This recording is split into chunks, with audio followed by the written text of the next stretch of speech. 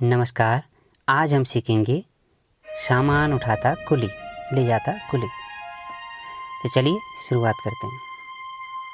सबसे पहले हम एक फुल साइज़ की जितना बड़ा हमें बनाना है उसके लिए जगह फिक्स कर लेंगे कि हमें सामान के लिए जो सर पर रखा है उसके लिए जगह छोड़नी है। उसके बाद नीचे फिक्स करना है और फिर ये उन दोनों का आधा करना है। ये लगभग ऊपर और नीचे बराबर है। अब ये रेखा हम डाल रहे हैं, जहाँ पर भी हमने झुकाव दिखाना है उतना झुकाव दिखाते हुए लाइन हम डालेंगे। अब इसका आधा करेंगे, अंदाजे से कर रहे हैं, और फिर उस ऊपर वाले का आधा करेंगे और फिर उसके नीचे का आधा करेंगे। इस तरह से ऊपर वाले हिस्से, कमर से ऊपर वाले हिस्से के 4 हिस्से हो गए हैं। और ये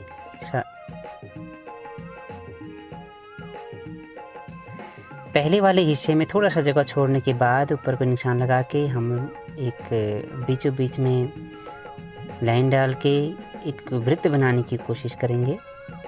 आप प्रकार से भी बना सकते हैं, लेकिन हाथ से बनाएंगे तो अभ्यास हमारा लगातार होते रहेगा तो बहुत अच्छा रहता है।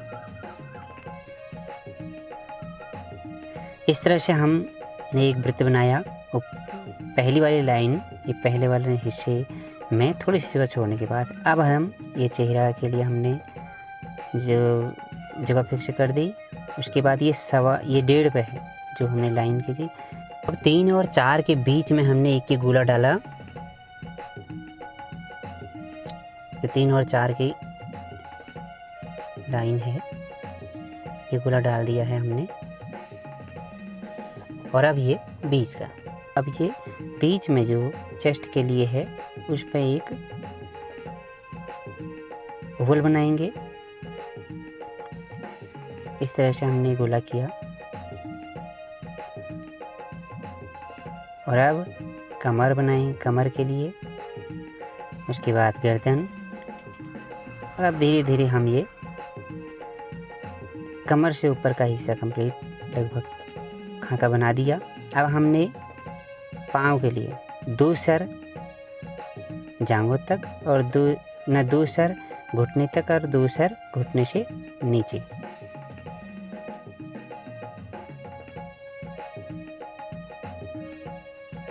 मानव के सिर के पैमाने के हिसाब से ही मानव के अन्य अंगों का निर्माण किया जाता है, पैमाना माना जाता है। और अब हमने घुटने के लिए गोलाई बनाते हुए पाँव नीचे तय कर लिए। अब हम ये हमने नंबरिंग कर दी। अब ये हाथ के लिए 1.25 सर का हमने पैमाना लिया है और कोहनी तक 1.25, कोहनी से ऊपर तक 1.25। इस तरह से 2.5 सर का एक हाथ पूरा की लंबाई हुई। फिर से आपको समझा रहे हैं। ये 1.25 ये हो गया।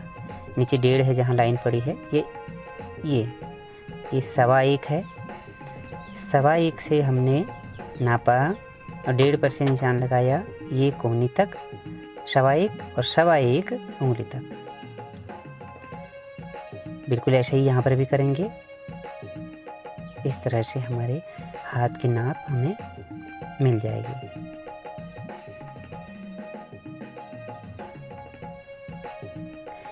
और अब हाथ के लिए भी हमने गोले बना दिए कि कितना चौड़ा होगा। उसके जॉइंट जहाँ हैं वो जॉइंट को हमने कर लिया, चिन्हित कर लिया है। अब हम उनको खाका देंगे बस। और गोले के बाहर बाहर हमने लाइन डाली तो ये एक आकार उसने ले लिया है। अब ये सब जगह हम वही कर रहे हैं कि जितने भी गोले हमने बनाए हैं गोलों के इस तरीके से बाहरी परत लेकर हमने ये लगभग हमारा मानव का कुली का जो है वो चित्र हमारे सामने नज़र आने लग गया है।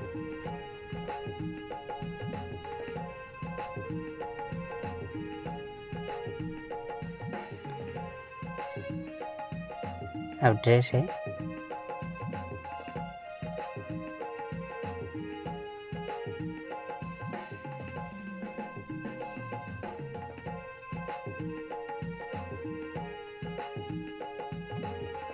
ये धोती के लिए हमने पाँव के शेप के हिसाब से ले लिया है।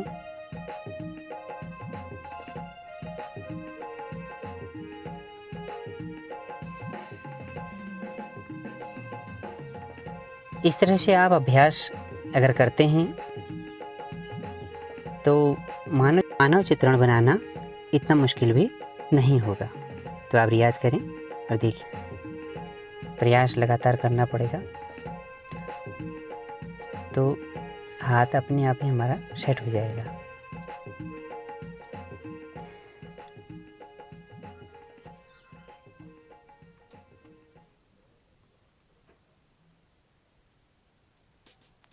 ये उसने एक बैग कंधे में भी टांग रखा है, तो हमने उसको भी दिखाया है।